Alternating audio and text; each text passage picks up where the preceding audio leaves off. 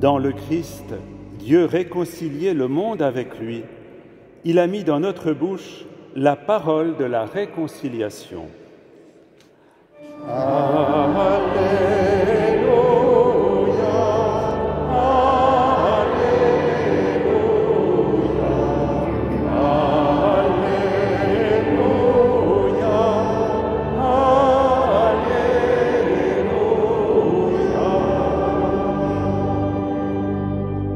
Le Seigneur soit avec vous.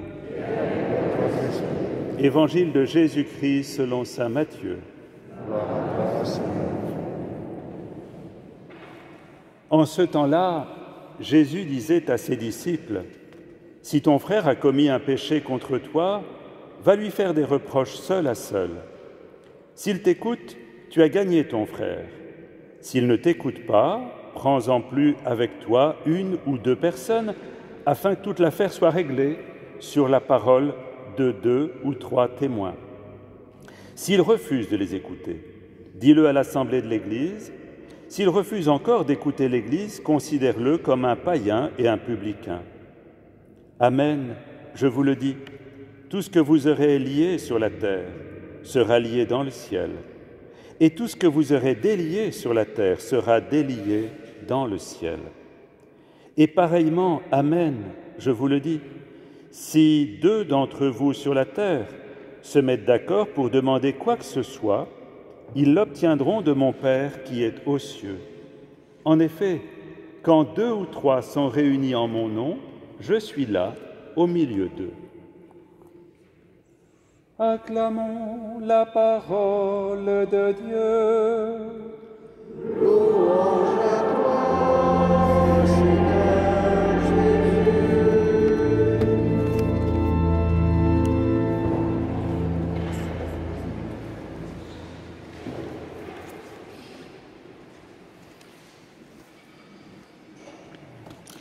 Vous avez de la chance, vous allez avoir 2 homélies aujourd'hui. On en profite, parce que ce sera la dernière fois que nous présidons en tant que responsables de cette paroisse. Mais je vais pour autant essayer de vous élever, et mon frère Denis le fera après moi, à partir de cette parole de Dieu qui pour moi est toujours d'actualité. Vous savez, depuis plusieurs dimanches, nous avons tous ces récits de Matthieu qui sont des récits à la fois des sermons, des orientations. Et aujourd'hui, c'est l'orientation sur la vie communautaire qui parle des relations de la membre de la communauté chrétienne. Les experts appellent ça, pour Jésus, ils appellent ça l'enseignement sur la vie communautaire. Il me semble que nous sommes une communauté chrétienne. Alors je voudrais essayer d'aborder cette question en quelques mots, parce que la paroisse, c'est bien ce lieu-là.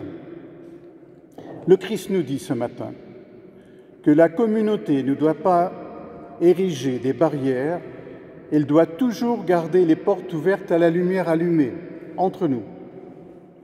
Eh bien, lisant cet évangile, j'essayais de regarder concrètement comment cette parole de Dieu pouvait se manifester d'une manière actuelle.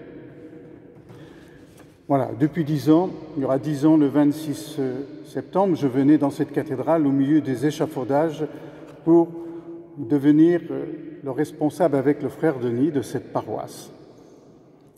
Depuis 10 ans, nous avons vécu beaucoup de choses. Je ne vais pas tout y relater, mais je voudrais quand même faire écho de quelques points. Vous ne m'en voudrez pas si je ne dis pas tout. Mais je sais qu'en 10 ans, nous avons vécu des épreuves qui nous ont marqués. Ça fait partie d'une réalité. Souvenez-vous par où nous sommes passés. Quand je suis arrivé ici, tous ces cœurs blessés que j'ai rencontrés qui étaient en difficulté. Des épreuves humaines ont ébranlé aussi au cours de ces années. Et pour moi, des choses m'ont marqué dans des personnes qui étaient proches et qui sont décédées, même au sein de notre équipe d'animation pastorale. Ce sont des choses que nous avons vécues, la maman de Denis, puis d'autres personnes, je ne vais pas toutes les citer.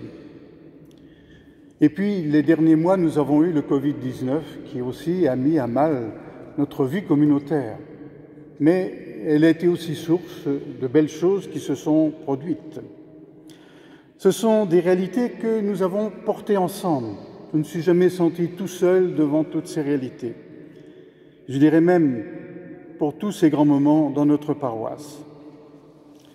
Alors ce matin avec vous, je voudrais en quelques mots rendre grâce avec vous pour ces 10 années de vie d'Église et de vie fraternelle et de vie communautaire.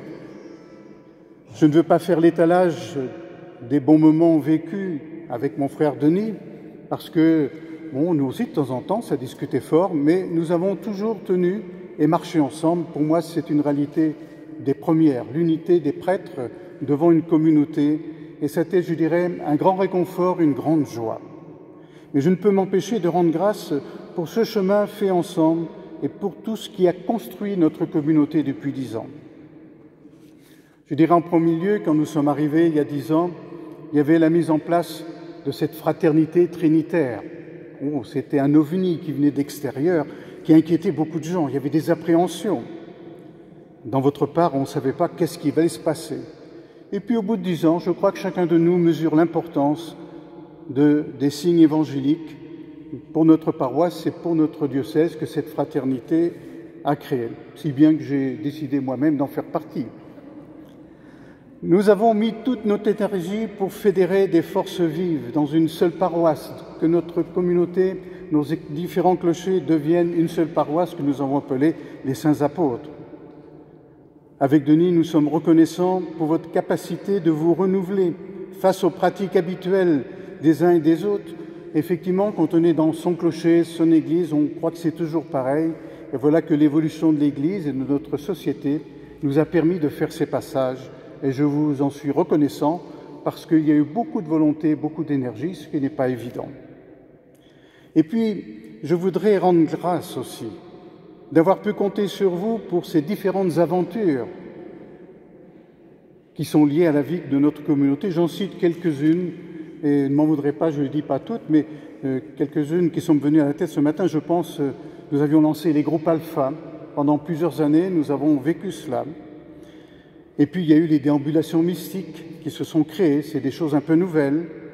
Et puis, tous les ans, il y a la bande dessinée chrétienne qui est quand même au cœur de notre vie de paroisse. Tous ces moments de récollection, de rencontres vécues au niveau de notre paroisse.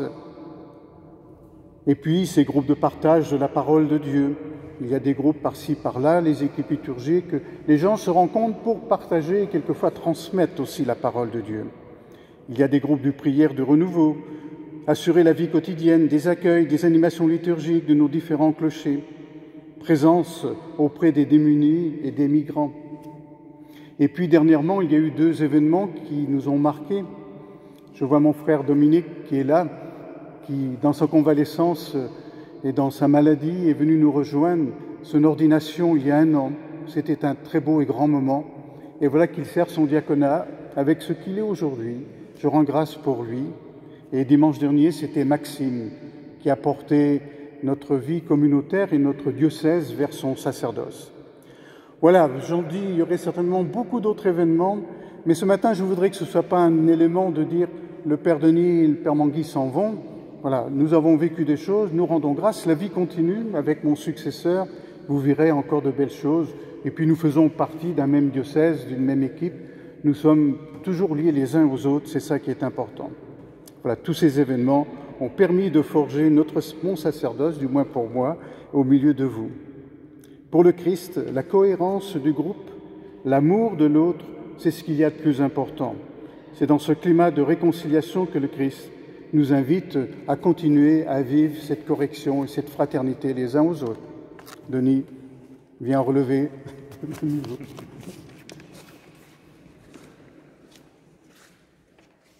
Voilà, dans cette dynamique de l'action de grâce,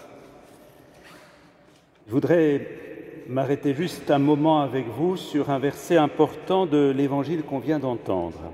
« Si 2 d'entre vous sur la terre se mettent d'accord pour demander quoi que ce soit, ils l'obtiendront de mon Père qui est aux cieux. » Alors j'ai vu tout à l'heure qu'il y avait des personnes qui font partie des équipes Notre-Dame, qui sont dans l'Assemblée. Eh bien, le fondateur des équipes Notre-Dame, le Père Caffarel, avait une maison de prière dans ces dernières années à Troussure, et il disait, quand il terminait la semaine de prière, il disait « Attention, on est le dernier jour, alors vous êtes en train de faire vos bagages et vous pensez que la retraite est finie.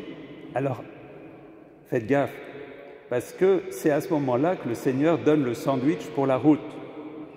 Et ce sandwich, c'est souvent le meilleur que le Seigneur réserve. Donc, on va essayer, le Père Michel Manguy et moi-même, de vous donner un sandwich ce matin, un bon sandwich. Donc, ne le laissez pas passer, ne dites pas « ça y est, on a fait la messe d'action de grâce, l'affaire est réglée ». Si deux d'entre vous demandent quelque chose, eh bien, le Père Michel Manguy et moi-même, nous sommes deux, vous voyez, et on va demander quelque chose pour vous. Si vous voulez bien recevoir le cadeau qu'on vous réserve. Qu'est-ce que l'on peut demander au Seigneur? Alors, il y a d'abord quelque chose d'assez extraordinaire, c'est que le Seigneur va nous obéir. C'est ce qu'il dit. Si vous demandez quelque chose, je le réaliserai. Qu'est-ce qu'on pourrait demander de bon pour vous? Quel est cet essentiel qu'on aimerait que vous puissiez, de ce qui est déjà commencé? Vous savez, dans les ordinations, on dit « achève en celui qui est ordonné ce qui est déjà commencé ». Alors, le Père Michel Manguy, tout à l'heure, a dit ce qui était déjà commencé, tous ces motifs d'action de grâce. Mais ce qui est commencé doit pouvoir continuer et se développer. Alors ce matin, on aimerait demander pour vous l'essentiel. L'essentiel qui est de faire une expérience tout à fait unique de l'amour de Dieu. Parce que tout se joue là. Vous savez, ce n'est pas d'abord dans les œuvres, ce n'est pas d'abord dans nos mérites que les choses se jouent. C'est dans l'expérience d'un amour qui nous dépasse, qui veut se saisir de nos vies et de nos communautés.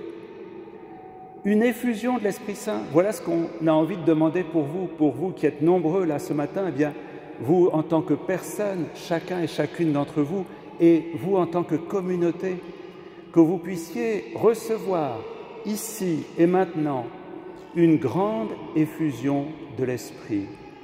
C'est-à-dire une expérience nouvelle de cet amour qui nous entraîne. Et ce n'est pas pour rien que Michel a pris tout à l'heure les oraisons de l'évangélisation. Parce que notre communauté va devenir évangélisatrice dans la mesure où elle va recevoir de manière toute nouvelle, comme si on n'avait jamais connu un amour unique, un amour personnel pour chacun et chacune, un amour fou de Dieu. Et vous voyez, la mission des prêtres, la mission des diacres, la mission des catéchistes, la mission de tout chrétien, c'est de faire goûter, de faire sentir cet amour pour donner envie d'y plonger. Alors nous demandons ce matin, Michel et moi-même, pour vous, nos amis, nos frères, nos sœurs, nous demandons ce qu'il y a de meilleur pour que vous puissiez, pour la route, devenir de grands témoins de cet amour. Eh bien, que ce matin, nous prions les uns pour les autres, nous pour vous, vous pour nous, et chacun et chacune les uns pour les autres. Que nous demandions vraiment que sur cette cathédrale, ce matin, vienne ce feu de l'Esprit Saint qui nous fasse sentir combien Dieu nous aime et combien Dieu veut entraîner nos cœurs dans une liberté toujours plus grande, une joie toujours plus immense, un bonheur pour lequel nous sommes faits. Nous sommes les ouvriers d'une civilisation de l'amour. C'est ce que disait le pape Paul VI, qui a été repris par Jean-Paul II, qui a été repris par Benoît XVI et le pape François. Une civilisation de l'amour. Nous avons à être les ferments de cet amour dans le monde. Les chrétiens sont les ferments du monde nouveau. Eh bien, puissions-nous, avec tous ceux qui sont d'autres religions aussi, nos frères aussi qui cherchent un sens, témoigner de cet amour, le vivre, le partager, le diffuser. C'est si nous acceptons ce matin et dans les dimanches à venir, dans les mois et les années à venir, d'être toujours plus plongés dans cet amour, alors nous deviendrons vraiment ce que le Seigneur attend de nous, de pour le Christ des humanités de surcroît. Nous avons à être pour le Christ la présence même de Dieu en ce monde. C'est ce qu'il nous demande, c'est ce qu'il nous propose avec tous les hommes et les femmes de bonne volonté. Soyons les ouvriers d'un monde nouveau. Vous voyez, nous ne sommes pas tournés vers le passé. Nous rendons grâce pour le passé, mais comme le Christ dans l'Évangile, quand il va multiplier les pains, il rend grâce. Quand il va ressusciter Lazare, il rend grâce avant que ça se fasse. Eh bien, nous rentrons dans une action de grâce anticipatrice ensemble, que le Seigneur réalise le meilleur pour chacun et chacune d'entre vous, pour notre communauté, que nous devenions vraiment chrétiens, paisibles, fraternels en ce monde. Bonne route avec la grâce de Dieu.